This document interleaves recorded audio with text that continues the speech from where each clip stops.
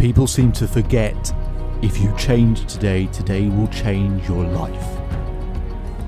Hello, welcome to the next episode of the Self-Belief Chief podcast. You're here with life coach and author David Hulman. And in this week's episode, I'm speaking to disaster avoidance expert Dr. Gleb Tsipursky about how to prepare for the worst but hope for the best, both in terms of a business point of view, but also from an individual's point of view as well. With all the stuff and all the uncertainty at the moment, we're talking about COVID-19 amongst other things in life which can cause a lot of uncertainty, and how to be ready and how to be prepared for them.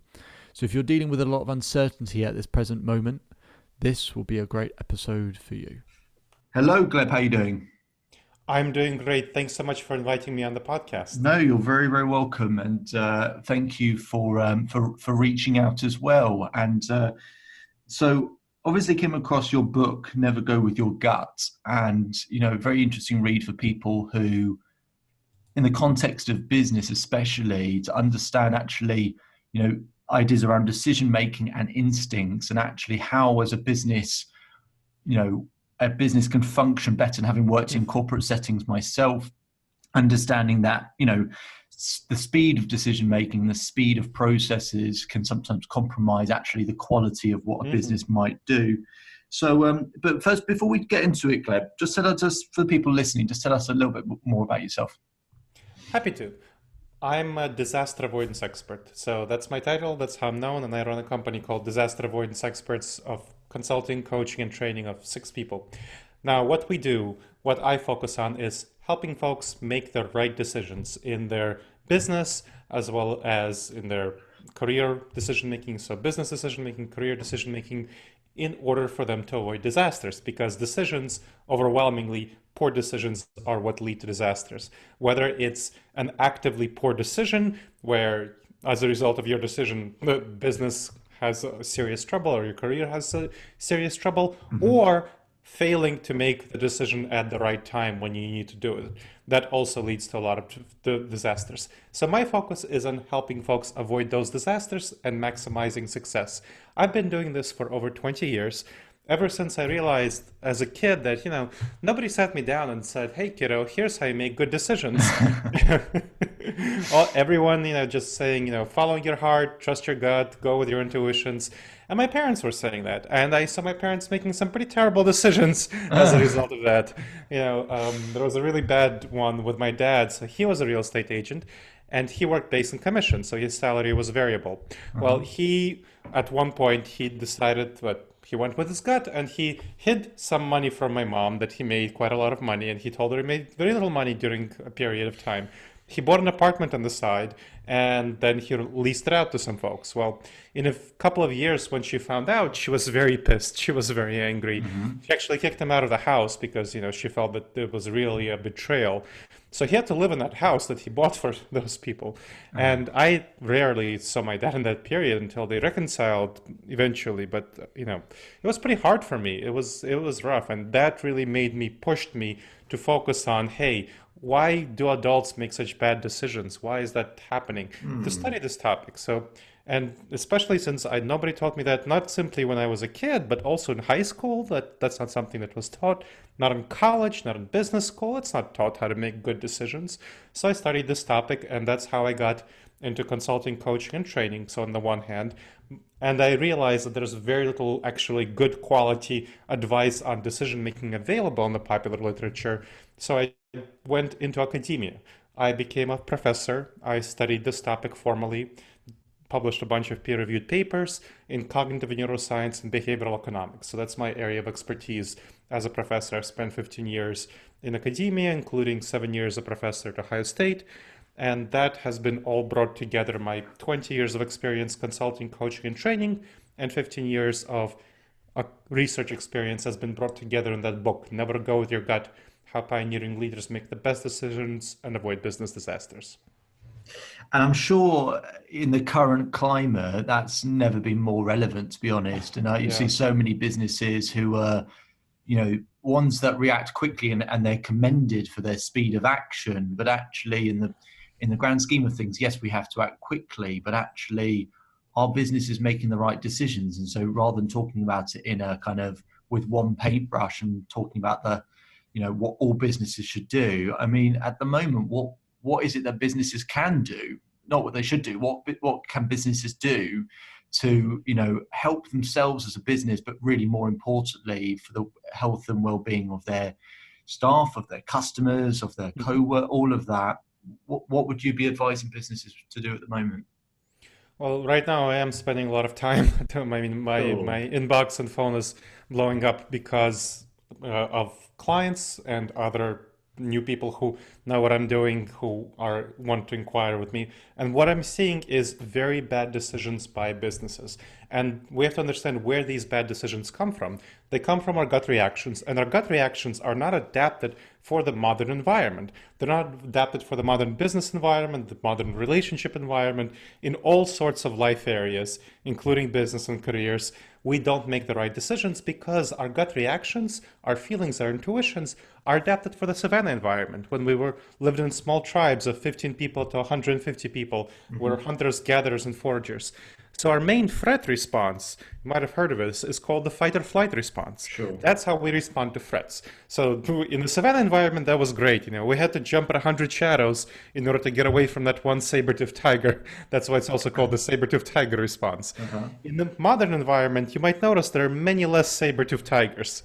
Yeah. But we still react to threats as though they're saber-toothed tigers. People, business leaders, professionals, of all sorts, individuals, political leaders, react to the COVID-19 pandemic as though it's a saber-toothed tiger, as though it's a short-term, immediate, intense emergency.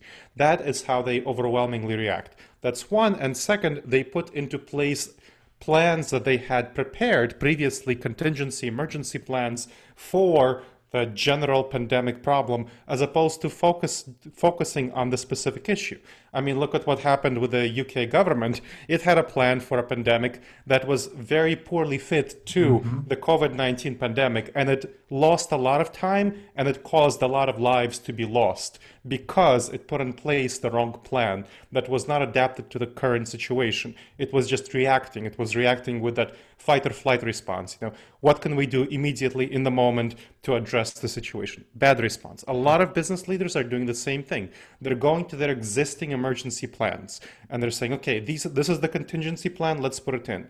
But the problem is your existing contingency plan, same thing for professionals, whatever, entrepreneurs, small businesses, large businesses, their contingency plans are only for a short emergency. It's like a snow blizzard or a flood or something like that, or a major power outage. It's a 2-week plan. That is the major plan that businesses have. And that is a very big problem because they're functioning in emergency mode. Now, when you're functioning in emergency mode for a pandemic, that just doesn't work for a long-term pandemic. Yeah. COVID-19 is going to be around in the most optimistic scenario for the next 2 or 3 years. How's that? Well, we know that the only way to get rid of COVID-19 is to have a vaccine. It will keep popping up, we'll stay at home for a while, then there will be some loosening of restrictions. Yeah. But then it will come back up again. That's what happened in countries that had successful restrictions. Whether in Japan, whether in Hong Kong, they had successful restrictions, then they loosened them, then the disease sprung up with a second outbreak. So we can't just do restrictions and expect that will take care of things. Yeah. We need a vaccine. Vaccine, the most optimistic scenario is a vaccine. That means everything going perfectly. The first vaccine is completely correct. It's 100% effective. It will take 12 to 18 months. And then, of course, it will take another 12 to 18 months to produce enough of it and distribute it to the whole population. Now, if you are a business leader, if you're a professional, you should not plan for the most optimistic scenario. That's just silly. That's the most optimistic scenario. For more pessimistic scenarios, it might take up to 5 years, maybe 7 years, up to 10 years, maybe never. We may never find an effective vaccine. Just like we don't have an effective vaccine for the flu. We only have a 50% vaccine. It's only 50% effective. So that's the more pessimistic scenario.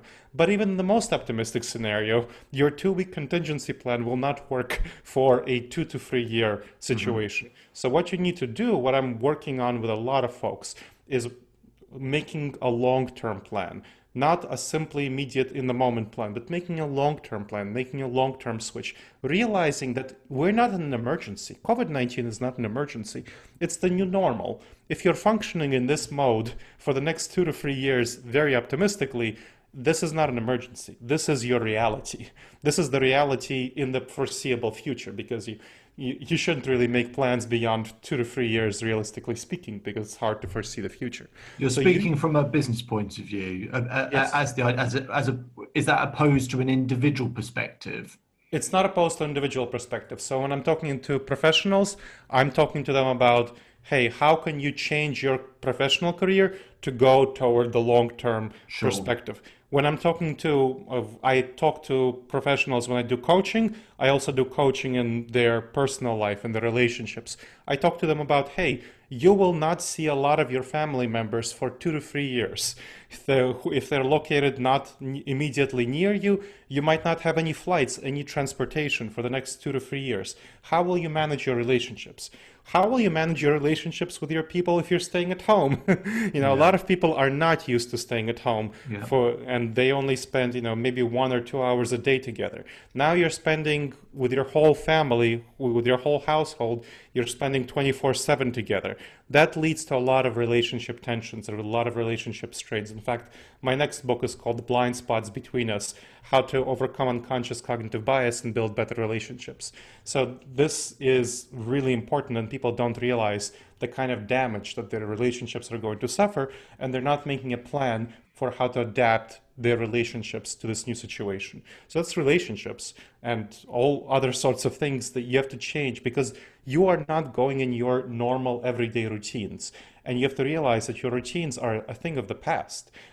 And we can't realize it intuitively. We're not comfortable with it because of cognitive biases, these dangerous judgment errors. One of the biggest ones here is called the normalcy bias. Now, the normalcy bias causes us to assume that the future will be similar to the past.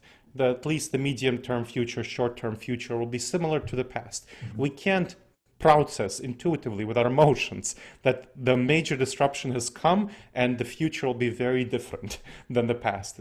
It's very impossible. It's very hard for us to process this emotionally. So we have to logic into it. We have to reason into it. And businesses have to change their business model in very fundamental ways, their internal organization and their external business service. Professionals have to change their career orientation. Individuals have to change their relationship plans, and a lot of other things have to change in order to adapt to this new normal. Okay, very, very, very interesting. So, just you alluded to what you might be helping people do in the suggestions, and absolutely, with people I've spoken with, there's the relationships that you already have in the household. There's you said the distant relationships.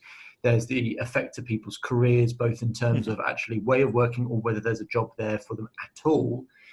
With all of that stuff, give us a few specifics, a few tangibles in terms of what suggestions you might have for people listening in who might have the same concerns. What should they do aside from, say, things like working from home and things like that?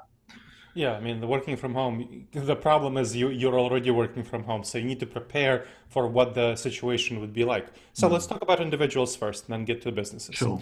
So for individuals, you need to make long-term changes to, let's even say, your basic supplies. Right now, official government guidelines in the UK, in the US, and all over say you need to have 2 weeks of supplies in your house. That's bad advice, because COVID-19, if you get a serious case of COVID-19, you are going to be out of commission for about 8 weeks. That's the more serious case of COVID-19. So you should have supplies for at least 8 weeks, for at least 2 months, just in case you get COVID-19. We know that people spread COVID-19 very quickly, very easily, and a lot of people, about half or more, who have COVID-19 don't know they have it. Therefore, it's very easy to get ill from somebody who doesn't know they have it. So you want to be prepared just in case to be ill and to not go out of the house and to be really sick for 8 weeks. That means you need to have supplies of all sorts for 8 weeks. So that's just kind of one of the basic household things. Yeah. Then you want to make sure that you have a specific plan for your relationships with people. I already mentioned that. Have a plan for relationships with people inside your household.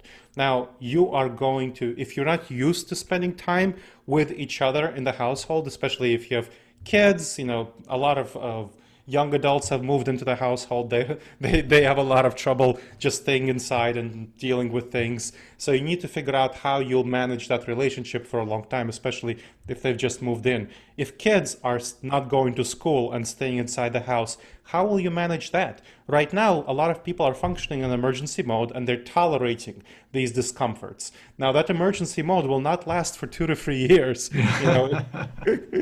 In a couple of weeks, you'll be driving each other crazy, and you need to prepare for that. You need to have a conversation with family members about specifically that, hey, this is going to be at least a 2-year thing, 2-3 year thing. Then, if that's the case, how do we manage? How do we make sure that we don't get into each other's spaces, don't get into each other's faces? How's that going to be addressed? What about your loved ones, your romantic partners? If you're used to spending an hour together, 2 hours together, and now you're spending 12 to 14 hours together, you're probably crimping each other's style in many ways. So you need to work out these issues, work out these challenges, work out these problems right now, and think about that. So that's kind of in your immediate household. Outside of it, how are you going to deal with the lack of social contact? Again, a lot of people are already it's already a strain for them to have the lack of social contact, but they're still thinking it's just going to be maybe another couple of weeks, another month, and it's going to be over. It's not. It's really not going to be over. It's going to continue for a very long time.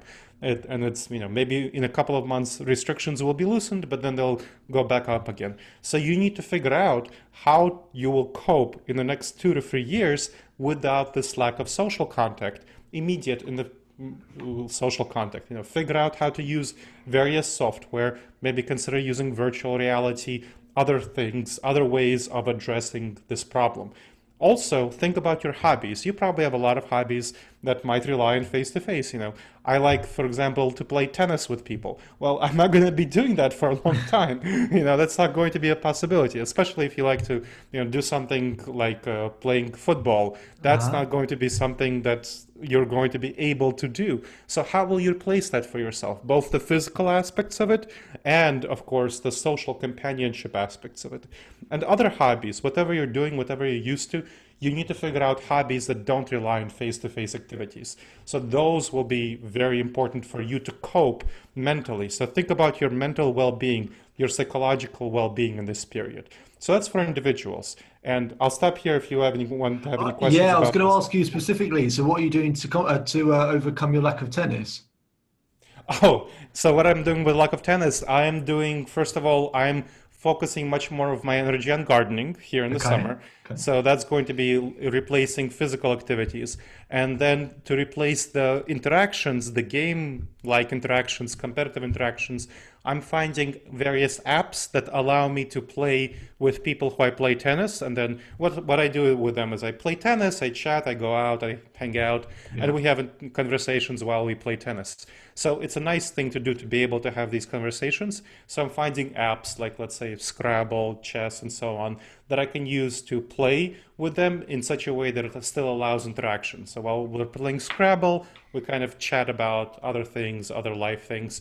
So that is a way I'm compensating for the companionship and for the physical activities. And are you winning most of the games, or how competitive are you?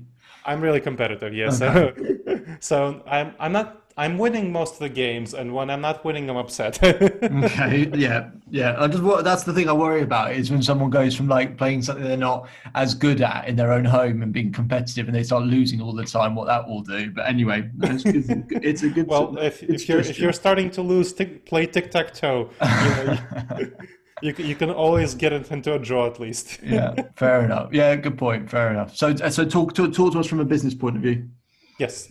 So companies also need to make big changes in the way they do business, fundamental underlying transformations in their business model. So first of all, think about their internal business model. How do your employees collaborate together? Now, of course, they're overwhelmingly working from home unless they're essential personnel, but overwhelmingly they're going to be working from home. Now think about that. When they're working from home right now, they're still in emergency mode, they're still collaborative, they're still pulling together, hey, everyone against the pandemic. It will not last for that long. A couple of weeks, maybe a month. They can't function on adrenaline for that long. Right. So they will be coming down from the adrenaline, And you need to figure out how to replace the things that they get naturally and intuitively from being in the office. One of the most important things is motivation.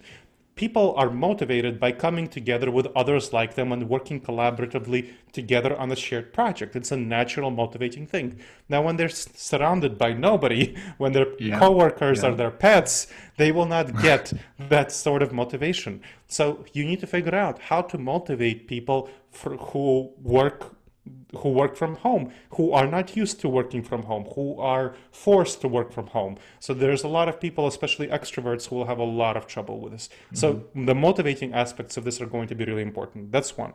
Another aspect, and this will build up over time, is how do you solve problems that were previously solved by just people meeting in the office or popping into each other's office and addressing things? They nipped problems in the bud. They saw problems, they nipped them on the bud, they addressed them, and these problems went away. Now, they will not be able to address them that easily. They will not be able to nip them on the bud. They won't even realize that they are not able to notice these problems because, of course, if you don't notice them, you don't realize you're not noticing them. So this is a lack of awareness and conflict-solving skills. When you have conflict-solving skills that are not face-to-face, it's much more difficult to solve conflicts.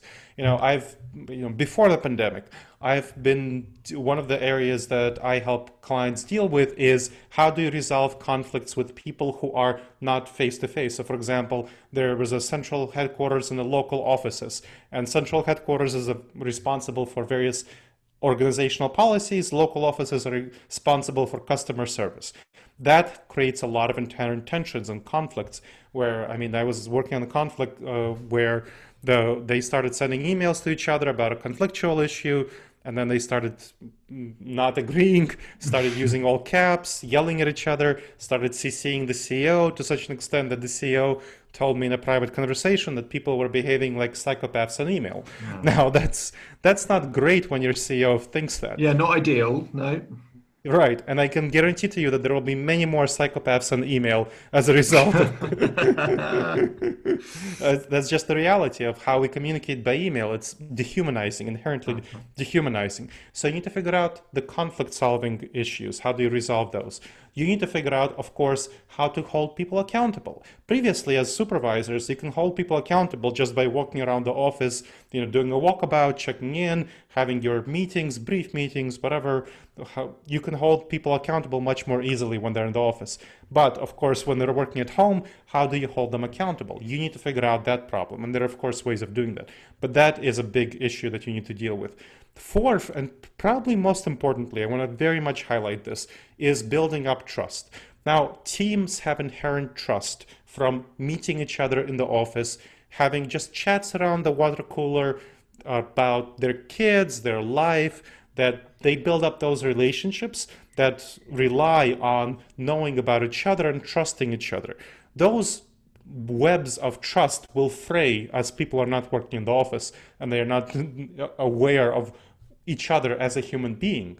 And that needs to be really cared about. That is so important, and so little attention is given to this issue. So this is one of the big areas that a lot of companies are not paying attention to right now that really needs to be paid attention to. So these are the areas that you want to focus on inside the organization as you change your business model, systems, and processes. And you might want to think about reorganizing in terms of reporting structures in such a way as to compensate for the virtual teams, because there's different reporting structures that work more effectively for virtual teams rather than for in-person teams. That's internal. Externally, you want to be thinking about changing your business model.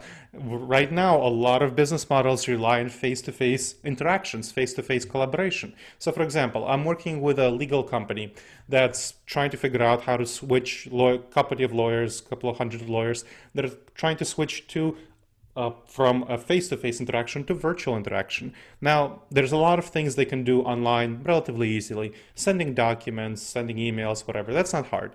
That's not a problem. But the biggest problem is that they know they're facing, and we've talked about that, is how to build up trust with clients. Now, service professionals in all sorts of areas, whether it's legal, whether it's accountant, whether it's management consultants like me, the biggest issue, the biggest value, the biggest source of credibility we have is trust with the client. So we need to build up that trust. And that trust, of course, is built up through that face-to-face connection, where you see the other person, you can trust them, you have that handshake, pat each other on the shoulder, you have that collaboration, you have that face-to-face collaboration. That's not happening right now. That's not going to happen. You're not going to be meeting with clients. So you need to figure out how are you going to maintain that trust with clients, whether it's because you're a service professional or whether it's a client to whom you're selling your products and you don't have that, previously you were meeting with them for lunch once a week or once a month in order to cultivate that relationship, and you're not doing that anymore. Well, how are you going to cultivate that trust relationship? So that's a really important issue. And of course, there's going to be a number of other important issues around how do you collaborate with your suppliers? How do you collaborate with your vendors of various sorts, with your investors? A lot of enterprises, of course, have lots of investors that they need to collaborate with, and they need to convince that they're doing the right thing. And that relies a lot on face-to-face contact, which is not going to be available anymore. So you need to figure out how to replace the building of trust that face-to-face contact enabled, and how to address, so that's one. And then how to address communication.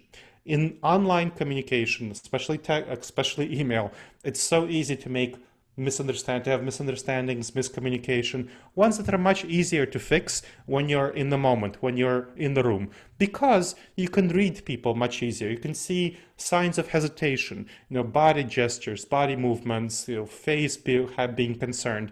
That's very hard to do over email. Yeah.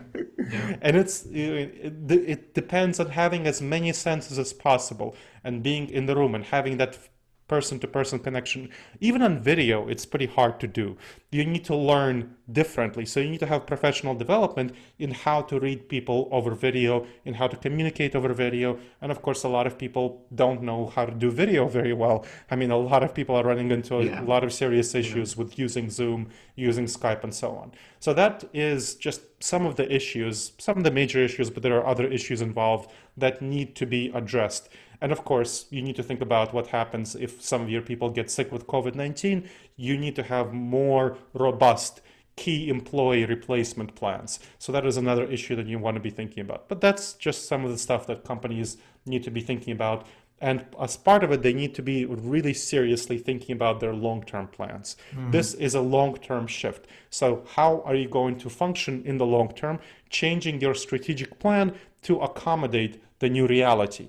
You need to throw away your old strategic plan pretty much, or revise it very seriously, and address the reality that you'll be functioning within the situation for at least 2 to 3 years, as well as addressing the uncertainty that it might be much longer than 2 to 3 years, might be forever, or it might be 5 years, or it might be 7 years. So how do you function within that uncertainty? And there's, of course, ways of making business plans that accommodate for such major uncertainty, but you need to revise your business plan to make sure that you accommodate for this uncertainty. Okay, and one of the things you mentioned specifically, which interested me, and it popped up in a few of the different points that you made around the idea of the motivation in terms of your day-to-day, but the motivation in terms of planning medium and long term, because that requires its own drive and motivation. Yes. Because people don't want to perhaps face what would seem scary. Is if I'm planning long term, then I'm creating that acceptance that actually this is a big problem. And so, but once we sort of, I guess, as you're suggesting, we provide like a worst case scenario experience for ourselves, and actually how do we handle that, then we can start to enjoy our day-to-day life more so as a result of amongst the uncertainty. So the question I want to ask you was, when you're explaining to businesses, and maybe this will reflect onto individuals, speaking to businesses about long-term plan, but you're mentioning that, of course, the motivation part's very hard. Presumably you're having to advise them on the motivation aspect, and it can't just be sort of rewards or incentives or whatever necessarily. Maybe there are certain types of incentives that are applicable. So what motivations are you suggesting if they're saying, well, actually, we don't know how to motivate our employees in such a situation? What would you say could be ways to motivate people? So they need to understand what previously motivated employees, Yeah. and that is really important. And one of the things that motivates employees is having an effective connection with your fellow colleagues and having a sense of emotional connection. Now, I talk a lot about emotions, and you might be surprised given that I talk about never go with your gut. But what the research on this topic shows is that about 80 to 90% of what we do is motivated by our emotions, by what we feel, not by what we think, but by what we feel. So never going with your gut, it doesn't mean ignoring your emotions, not caring about your emotions. It means being very much in touch with your emotions, understanding what your emotions are, seeing where they're driving you in the wrong direction, and then addressing those problematic drivers in order to shift your emotions, to manage your emotions, in order to get them driving you in the right direction. Yeah. Yeah. So that is emotional intelligence, and that is very important to understand. So that is one aspect of what you need to do, and the other aspect of what you need to do in terms of motivation is social intelligence, which means understanding other people's emotions and what drives them, and being able to influence their emotions effectively.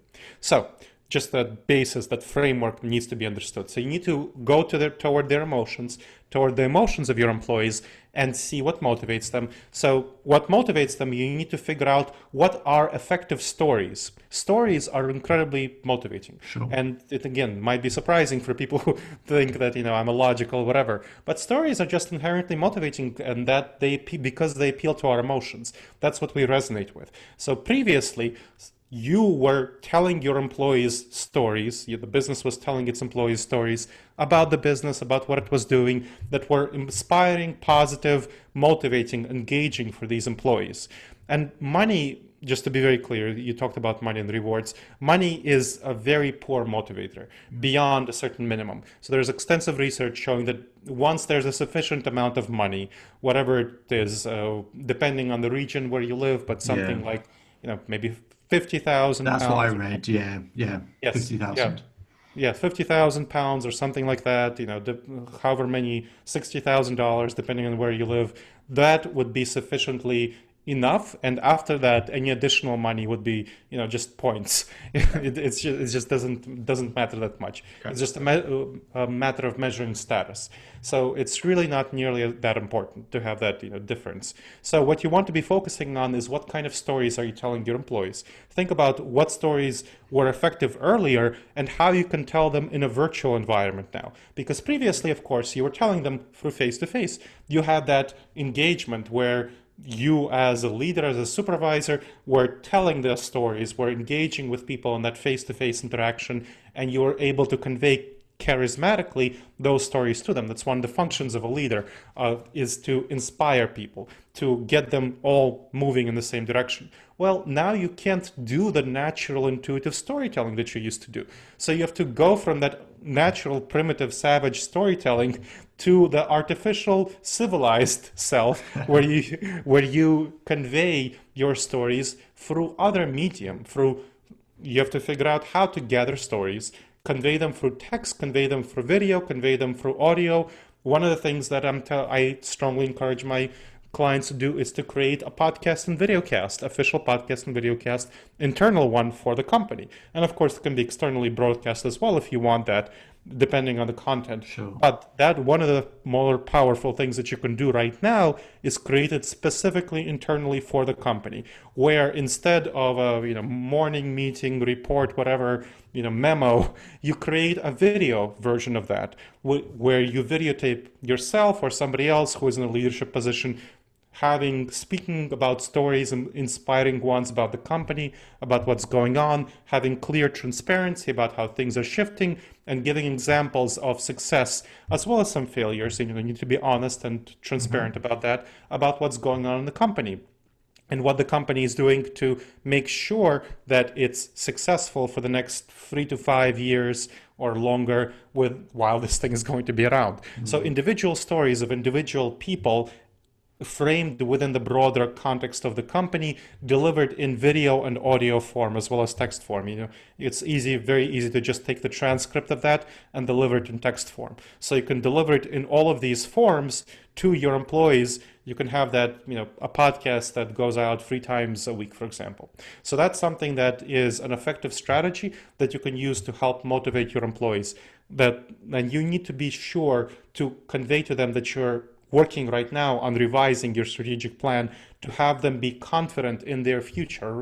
A lot of people are very scared, not simply about COVID-19, but about the economic impact of COVID-19. Mm-hmm. So you want to convey to them and assure them that, hey, you have your stuff together and you're making a plan for the long-term future. So that's some of the things I would talk about in terms of how to motivate people effectively. Okay. So, yeah. And I mean, obviously every industry and business are going to be affected in different ways. So I imagine there, all of the stuff you said, it's all kind of course, very individualistic as well, and things work better for different people. Mm-hmm. So the next step for these businesses, and this is something I think a lot of people listening, one, being very intrigued by what you're saying, but two, the bit people really want to hear, which is, you're mentioning these kind of long-term, how long-term this all might be, actually preparing almost, hope for the best, prepare for the worst, and all of that. So when we start talking about loosening restrictions,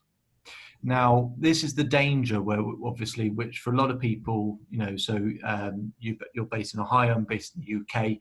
Mm-hmm. So, slightly different points in terms of our journey with all of this. But from a UK perspective, yes, I think, as you said, maybe we're a little bit slow in reacting to certain things. We've now got a lockdown, and people are finding, that they're understanding that everyone's got that balance between appreciating the safety they have, but also feeling begrudged that they've actually lost their autonomy and their freedom. So everyone's waiting for that day to turn around where actually everything's going to be loosened. And the fear, I think, for a lot of people, as you alluded to earlier, is the fear that as soon as it's loosened, the chaos that might happen, and obviously you just have a second wind of all of this stuff is going to be a problem. Now, this is a problem that all businesses and all countries are going to have to, or some of which have already tried to contend with, and some of which are going to have to contend with in the future. I think we've got in the UK, we've told to expect sort of restrictions for, really tight restrictions, possibly for 6 months, and then an attempt to try and loosen. Yeah. When you talk to businesses and you create this long-term plan, presumably part of the long-term plan is how one might be able to loosen the restrictions without letting the door, opening the door completely wide open. Yes. How can we go about loosening restrictions whilst being cautious, whilst managing the sort of how the obvious things, managing how quickly we allow people to continue their everyday lives? In what ways might we be able to expect restrictions to be loosened in the future? Just something that we can look forward to, but a day where actually, yes, restrictions will be loosened. It doesn't mean you can do whatever you want, but here's the reality of what you might be able to do. Have you got any thoughts or ideas around that? Yes, so there's two separate issues there. One is what will be happening for society as a whole, and one is what will be happening for individual businesses. So let's take those in turn. For society as a whole, what will happen when there's a loosening of restrictions will be something like opening up of ability for people to gather in groups of in groups of 10, but not more than that, for example. Yeah. And maybe take public walks and be able to have those interactions, but with social distancing. Maybe you can play tennis, but you can't play football, right? Yeah, because you have that social distance. So I'll be glad that you can play tennis. Okay, yeah. But most of the people in the UK who like football more will not be glad. Yeah, so they're still disappointed. Yeah, that's right. So there will be those loosening. Eventually, depending on how that goes, pubs might start to open, which I know is very important. They might open, but with much less room. So you might have to book your room in a pub if you want to go there, and you have to sit, 10 feet apart from somebody else. So that might be, 2 meters, 3 meters apart from somebody else. That might be the kind of thing that you would be doing, which of course is much less fun in a pub when you're sitting 3 meters from your buddy. It's like cheers from. Yeah. So it will be less fun and less engaging, but that is what will happen. And then the government will see what's happening in terms of the problems of increasing infections, because that's the issue, right? So the hospitals in the UK are going to be somewhat overwhelmed in some areas, and you need to bring that way down before you have loosening of restrictions. And then you need to see whether the increased openness results in many more infections, which then, of course, would require clamping down. And so that will be a guide based on what's going on. But we know that in some countries like Hong Kong, like Japan, where restrictions were loosened, then it's pretty quickly got to a much more serious problem than it was before. So this will be a guide for government figures as well as what's happening in China, for example, where there's loosening of restrictions as right now as well. So those will be models. So that's for society as a whole. Now for businesses, I mean, I can't influence what Boris Johnson does or what Donald Trump does, but I can influence what businesses do. So with businesses, what I'm talking to them about is when society has loosening of restrictions, don't simply go for the maximum right away. Don't do whatever is advised. Look at what's happening. Look at whether other businesses, that certainly some will just be going for the maximum. See how that works out for them. See if they have people getting sick and getting ill. Don't rush forward. Don't be the first to go to the maximum. That's one. Second, what they want to do is make sure to have serious contingency plans for key employees getting sick. So that means what they want to do, so what I'm advising businesses that have the capacity to do that, is to keep at least half of their staff at home and make sure that these staff are cross-trained to replace the staff who are going to the office, being more exposed. So there's cross-training and ability to replace them with staff who are working at home. And then, of course, you can switch around you can switch that around over time. But what you want to do is make sure that any staff who are out and about and who are doing things that are putting them at more risk, that they are much more replaceable. Not, of course, you don't want to replace them, but they are cross-trained so that their functions, you can replace their functions pretty easily by someone who is home and safe. And that is something that I advise them to do. I also advise them, in this case, it would be helpful to make sure that people who are going out and about are motivated in a variety of ways. And that might be a combination of money, a combination of promotions, so incentivizing that hazard pay, so to speak. And people feel good about getting hazard pay. So it's about making them feel good. It's not simply about motivating them with money. It's just that they want to be rewarded for a more dangerous activity. And it's natural and it's understandable, and they should be. Okay. Well, good. I mean, it is a fine balance, and I think it's a difficult one, especially here when we've and being in the UK, as we've seen it sort of spread through Europe first, and especially places like Italy, where I think people do have an appreciation that actually we have to take this very seriously, but all on the edge of our seats in terms of what we can expect, and there's just very little clarity in terms of what we can expect, surprisingly or unsurprisingly, I'm not sure. So, okay, and now one of the things that I think would be relevant for a lot of people now, but I was very surprised to read in your book, is in Never Go With Your Gut. You had a section where you started talking about meditation, and I don't know whether I thought I should be surprised by that or not. And I thought, most of the book is very sort of very logical and practical. And then you talked about the meditative aspect, which when I come across a lot of people talking about business, either avoid, or whatever word you want to use, don't talk about those particular aspects. And I'd be, especially in the current climate, for the majority of people who and businesses who don't take up some sort of meditative practice, whether it's a full meditation or whatever, just some form of it. And my mornings start with a short version of a form of meditation. What is it that is so important? Can you talk to people listening about why that is so important for people to embrace, especially at this particular point, and actually the benefits that's going to have on their, both in terms of their well-being, but their productivity as well? Sure, happy to. And I also start my mornings with meditation.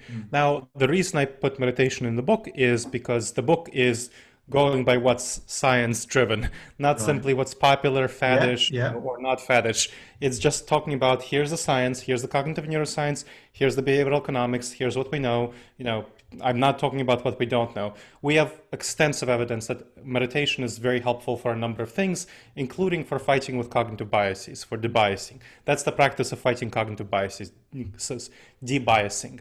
And meditation is very helpful for a number of areas, specifically within cognitive biases. It's helpful for focus, for building up your focus, your ability to be attentive, pay attention, be aware, be in the moment. And of course, the problem with our decision making, the intuitive decision making, the gut reactions, is that we're not aware of them. We just feel comfortable with something and we go forward with it because it feels like the right thing to do. Now, sometimes what feels like the right thing to do is exactly the wrong thing to do. I mean, think about, let's say, eating a dozen donuts, right?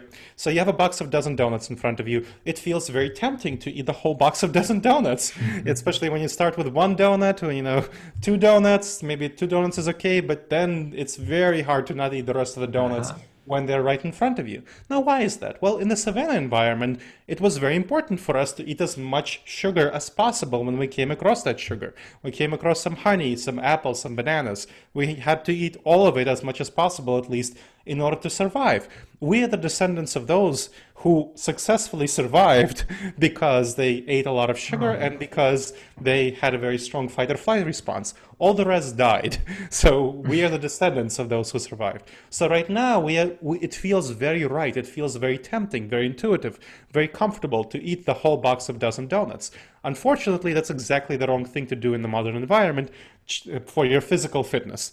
And it's just as wrong for your mental fitness to go with your gut and follow your natural, primitive, savage intuitions in business environment. And that's a mental fitness issue where you want to make sure to make the right mental decisions. And in order to notice when you're falling into going with your gut, following your intuition, and instead change your behavior to be more intentional, to actually go to what you want to do with your business, with your career, with your relationships. I mean, how hard is it when somebody in a relationship with you says something nasty to not say something nasty back, right? It's very easy. It's very tempting. It's very intuitive. It's very wrong. It's the wrong thing to do. You want to be the emotional adult in the room and address the underlying emotions of the person who said the nasty thing rather than get into a nasty argument. That's not the right thing to do. So this isn't the same thing. You want to be attentive and focused, and meditation helps you build up that attention and that focus. And that attention, that focus has, besides the making better decisions, much better decisions. It helps you in other ways as well, as you rightly point out, David. It helps you in being more productive because if you're more focused, you can keep your focus on the productivity rather than, every 5 minutes take out your phone and see what's going on in your Uh-huh. Candy Crush game. So, or what somebody else said on Facebook in response to your post, whether they clicked like or not. Mm. I want those likes. So that is something that is very helpful if you're focused on the right things. So meditation helps build up that focus, and it helps you in a number of ways because it helps you build up that focus. Okay, good. Yeah, no, I very much adhere to all the qualities and of meditation. And I always say to people that a lot of science proves that what we do in the first 20 minutes of our day affects the tone of our day. And so what you Mhm. do in those 20 minutes is vitally important. So no, but I'm glad to hear your take on it as well. One of the other things I liked in your book, Never Go With Your Gut, was you mentioned there's a lot of stuff on decision making, but then there was quite a bit in terms of actually understanding other people's point of view and being able to step into their shoes Mhm. and beyond. So that's beyond empathy. That's being able to, it's a pure understanding of actually, well, how am I going to be able to interact and make clear decisions, but be persuasive and all of that stuff by actually not understanding what affects me and therefore that's probably what affects someone else, but actually understanding, as we've spoken about already, what motivates them, what drives them. When it comes to stepping into someone else's shoes, and you meant, we could have talked about this from a business context in your book. In your book, you do, but again, as with everything going on, and you've spoken about the people you're going to be spending a lot of time with, and being on, Mhm. potential conflict and all of that stuff. ideas around being able to really get into someone else's shoes so that you can better understand them. And, I always say to people, especially in sales, people don't buy what you understand, they buy when they feel understood. Hmm. And Yes. I think that is so true. And so, just in terms of anything you can share for people to really be able to understand what it's like in someone else's shoes, to make conversations, to make decision making easier, and to reduce conflict. Yeah, I want to share a specific method I describe in the book Please. called eGrip, Yes. which helps people, you convince somebody who is in front of you and who obviously is having some irrational beliefs that are at odds with reality. How do you convince them to believe the truth, to believe the facts, to orient toward the facts? And this is one specific method. There are many other things about stepping into each other's shoes, but I want to make sure that you have this one specific technique because it's incredibly helpful. So, first, with its eGrip, when you have somebody in front of you who is obviously rational, it's very tempting to argue. It's very tempting to present facts and say, here are the facts, believe the facts. Well, that person, if they were willing to see reality clearly, that they'd already believe the facts. Okay. Giving them more information in that moment, in that mode, will not help them. It will cause them to have a defensive response or an aggressive response, a fight or flight response, because they're threatened by the information. And again, emotions determine 80 to 90% of our decisions, including whether we believe in reality or not. So if we feel threatened by information, if someone feels threatened by you presenting this information to them, they will not believe this information. They will instead have a defensive response or an aggressive response. Neither of those is good. So instead of conveying to them this threatening information, what you want to start with is understanding their emotions. Figure out what emotions are they feeling, and that's not too hard to do. Figure out, try to see what is causing them to believe in the underlying idea. So let's say they don't believe in global warming or something like that. Ask them that, hey, how do you feel about this issue? Please help me understand. I'd like to know more about your feelings about this. And then they will likely talk about their feelings Hmm. because you asked them, and it's not a threat to them to talk about their feelings. A lot of people like to talk about their opinions, right? Yeah, So yeah. people like to talk about their opinions, especially about something they have irrational beliefs about. So ask them about their opinions, and based on their opinions, you'll see what kind of emotions they have. And they likely have some negative emotions about this, otherwise, they wouldn't be believing this irrational thing. Negative emotions can be fear, they can be anxiety, they can be anger, they can be grief. Any of these emotions. And there's, for example, with climate change, there's a lot of anxiety about, well, if I believe climate change, that human-caused climate change is real, therefore I will have to accept that government should make policies that limit the kind of economic productivity that companies have, but I'm very worried about my job and that will hurt my job. Therefore, I will choose not to believe the evidence on climate change in order to address my fears of economic productivity and job loss. That's a very, very common thought pattern, very common story that people have in their heads. So that's might be an emotion. You can see that they have fear and anxiety about this. Okay, great. So then you understand that. Now, the next step is you want to understand their goals. What are their goals around this issue? What do they want to achieve? And that requires a little bit more curiosity, questions that are not simply about their opinions, but about their goals, their aspirations, what they want to see happen. So, for example, with climate change, when you feel economic anxiety, that's a concern for them, you can talk to them about their economic, what are their job aspirations, what are their goals, what do they want to see happen. So let's say that they want to be involved, they want to make sure that they have a good job that's a good fit for the next 20 years in this context of long-term disruption, right? So this is something that's a common thing that people express. Hmm. Great. So then you understand their goals. Their goal is to have this economic security, and it can be anything, with any issue. But that's just taking this example.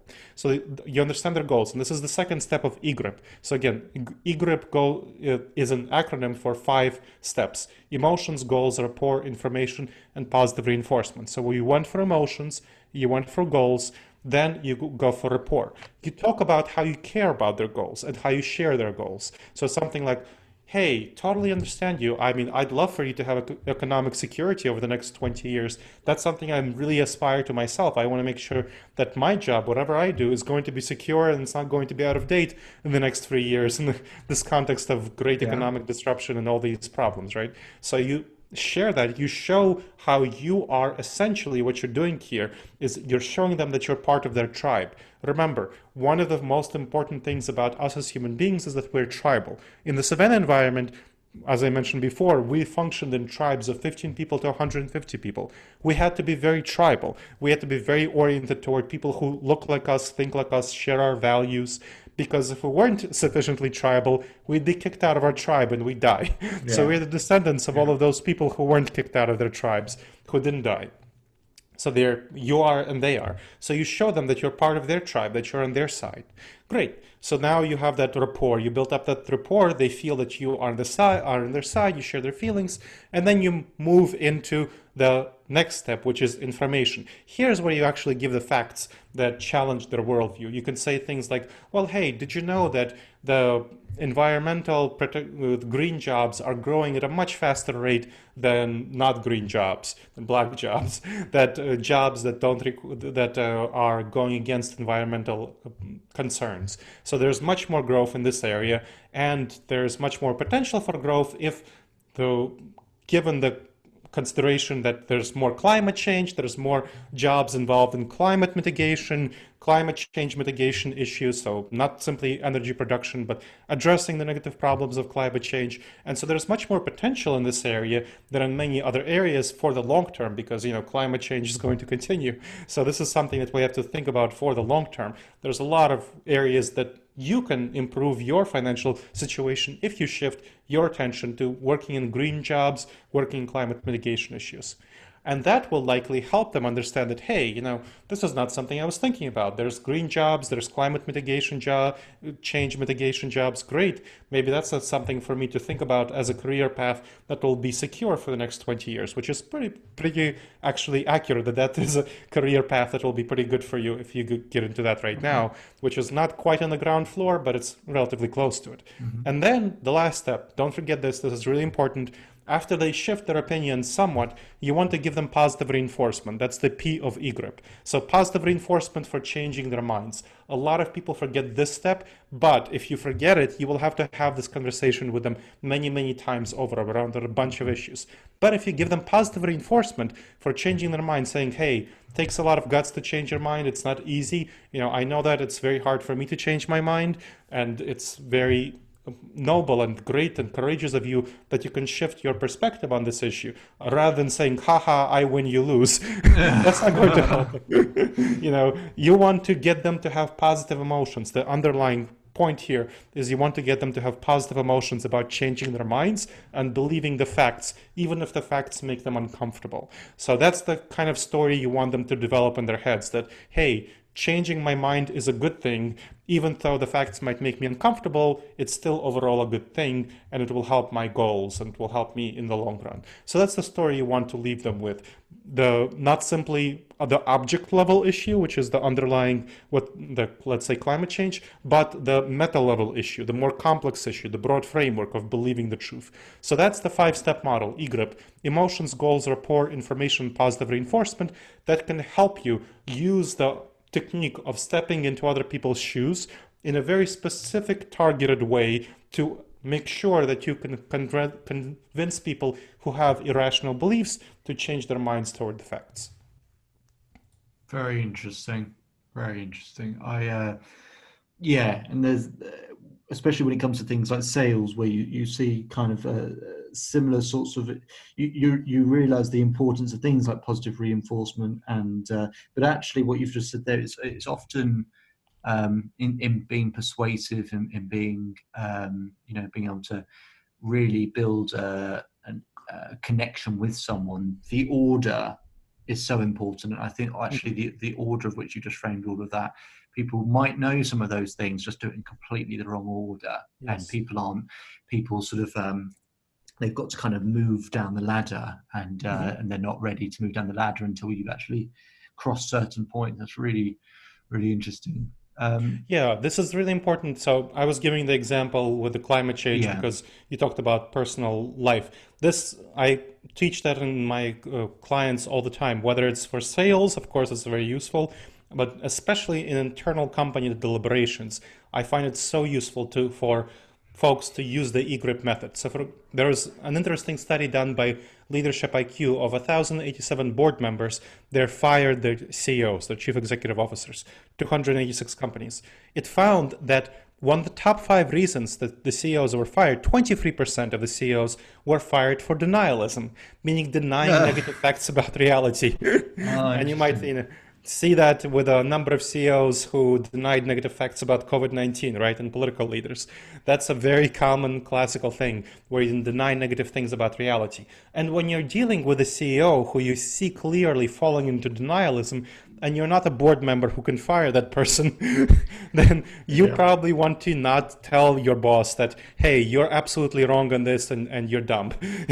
That's not the message that you want to convey. You want to use eGrip. You want to see what emotions. So, for example, if a CEO doesn't want to change the plan for a product that's clearly way too ambitious, you can see that, hey, maybe the CEO has fears about being seen as inconsistent and a weak leader if they change their plans. And this, you go for the eGrip and you go through it in a process where you show them that you get to the facts and you show them that it takes a lot of strength and a lot of courage for a leader to change their minds, and you show them how very prominent leaders have succeeded by changing their minds, pivoting their companies, and they have been much better than those who didn't. And so you're going to give the example of 737 MAX by Boeing as some company that really launched its product way too early while it still had a lot of technical glitches, and look what happened to them. So those are the things you can help them realize,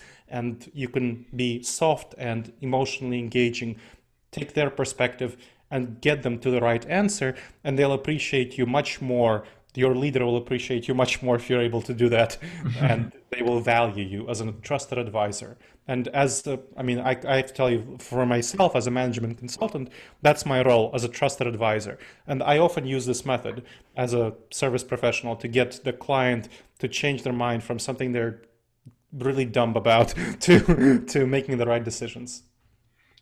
I'm always very interested in decision making because I always think that most people's model is kind of spend 90% of the time trying to make a decision and 10% trying to make it the right one, when in the reality is that you spend 10% of the time deciding what the right decision is, but also you can spend most of your time or 90% of your time trying to make it the right decision. Now, what I wanted to, because that's sort of the model I often see things, and percentages doesn't mean time. Percentages just means the level of dedication and effort. Where is that going into it? So where I kind of wanted to leave this conversation and sort of an end to this conversation really is, you spoke in your book, you talk about delaying decision making, and in lots of different contexts. Yes, for example, at the moment people have to act quickly and people have to move quickly, but being conscious of the decisions they're making. But also I wanted to finish up this conversation on whether people can make, let's call it in very vague, bold terms, but there's a whole gradient to this, the wrong decisions make them the right ones. And what I mean by that is that on paper, A or B, you don't know which is the right decision. But at some point, if you really don't know, just to use a story, so the story of General Schwarzkopf, who famous military leader, before he was a general, he was part of a team trying to make a decision, and they had an option between A, B, and C. They spent about 18 months, still couldn't make a decision. And Schwarzkopf's sort of manager, or so I say manager, his general at the time, came into a meeting to help, and within 5 minutes of hearing the options for the first time, he said option B. They all looked a bit stunned, and so Schwarzkopf went to go see him, and he said, this is the first time we've ever heard of these decisions. How can you just say option B when you don't? We've been discussing this for about 18 months. How have you done that? And he spoke about the fact that you're spending too much time deciding. I wanted to ask, you might not frame it as making the wrong decision the right one as such, but actually speak to the effort and where the dedication is in terms of once you've made a decision, because yes, you're helping companies make better decisions, but you've also got to help them actually follow through with decisions that they make. And so that's a sort of different end of the scale. So where I want to leave this conversation is at that end of the scale is once they've made better decisions or created better long-term plans, how can people make sure that they're the right ones? Mm-hmm. So I wanted to make sure to address the General Schwarzkopf's decision making. There's one of the cognitive biases that we suffer from is called information bias, where we tend to look for too much information in order to make a decision and wait too long to make a decision. You want to make sure to decide how much information you want and how much time you want on the decision before you launch into the process of making the decision. Because if you don't make that commitment in advance, you might spend too much time or too little time on the decision process. Absolutely. So it's because when you're involved in the process itself, it's very tempting to either end it too quickly or to extend it too long, depending on your personality. Some people have a more pessimistic personality and some people have a more optimistic personality. Optimists tend to make too quick of a decision. They tend to be too confident about the quality of their positive decision-making skills. Pessimists tend to be too confident about the negative consequences of a decision, and so they wait too long because they want to avoid these negative consequences. But in essence, sorry to interrupt, in essence, the from a statistical point of view, presumably the pessimist is more often right than the optimist is. The pessimists are often more right than optimists are, but they tend to suffer the problem of not deciding in a timely manner. So that is a problem. Sometimes by not deciding in a timely manner, they make the wrong decision. So that's a failure as well. So that's the first part, that you want to make sure to spend the right time on and get the right information, right amount of information, right amount of time on a decision that's proportional to the importance of the decision. So that is part of the decision-making process. Now, that's one. The implementation. I definitely talk a lot about implementing the decision. If you can make the right decision, but if you screw up the implementation, you're still going to be overall in the wrong. That you don't want to be in that situation. So when you make a decision, what you want to focus on is how to avoid failure and how to maximize success. And there's a very specific process that I have my clients go through called failure proofing. So failure proofing involves addressing these issues. So the first thing that I have people do, I have them gather in a room, the important stakeholders, 6 to 8 people, depending if it can be one person if I'm doing a coaching session, and then I guide them through it. But usually if it's a group decision, it's 6 to 8 people. And then I have them imagine that whatever decision they made, so they already made a decision, whatever the decision they made absolutely failed, completely failed, utterly failed. And then I ask them to anonymously, this is very important, anonymously write out all the reasons why it failed. So all the reasons why it failed, it failed now, why did it fail?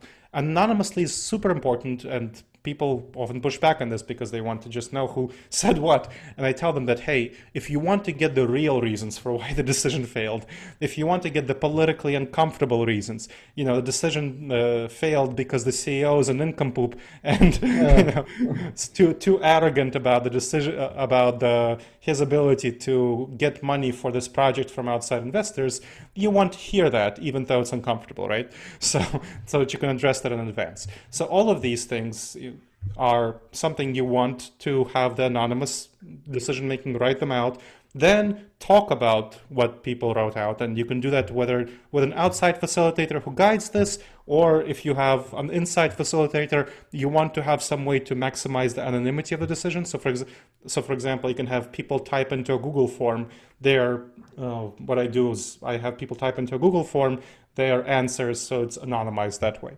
So then you'll have a discussion about all of these reasons and how you can address them in advance.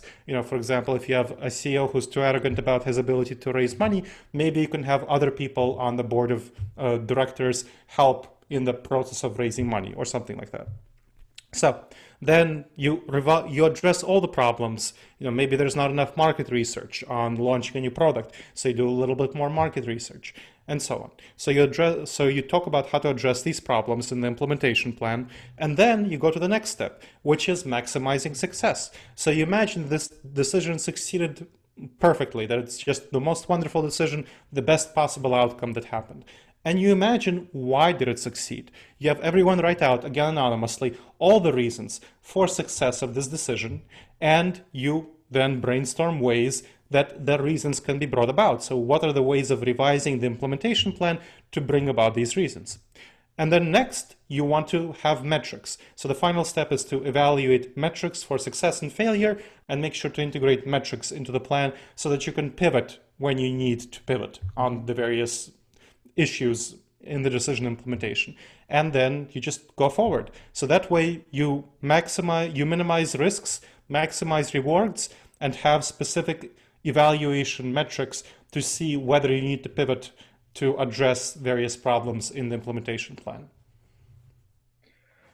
Really good stuff. I know very much. I love decision making, so I very much enjoyed that your thoughts around that particular aspect of it. And I have to say thank you, Gleb, for a very, very interesting conversation, and especially in the current climate, being able to talk a lot about around that and actually give your thoughts and be able to provide a kind of a blueprint of what might be to come, because I think that's sort of what people are looking for, and actually what they can do to manage themselves today and tomorrow. So I really appreciate your time and your thoughts around that. And if people are interested in knowing more, Gleb, around your book, Never Go With Your Gut, where would they be able to find that? Oh, it's available in bookstores everywhere if they were open. It's published by a great traditional publisher called Career Press. But Okay. since they're closed, mostly around where you are, I presume, you can check it out on Amazon, on Barnes & Noble, and any other bookstores, Books A Million, any other venues. It's available in audio form, in physical form, in digital form, so whatever you want. My own resources are disasteravoidanceexperts.com. Again, disasteravoidanceexperts.com. There's videos, blogs, online classes, coaching, consulting, virtual, and so on. And of course, you can check me out on LinkedIn. I'm very active there, so connect with me on LinkedIn. Dr. Gleb Tsipursky, GLEBTSIPURSKY. Well, thank you again for your time, and for anyone who's interested, having gone through it myself, a really, really fascinating read for people who are particularly interested in sort of well-researched, science-based suggestions and opinions and advice, and a very, very good read, and especially at the moment, really good for anyone who's, whatever size business you might be running, actually how you might be able to navigate the current climate. Then it's a really, really helpful resource. So again, thank you very much for your time, Gleb, and I hope to speak to you again soon. Thank you so much. It's been a pleasure. Thank you.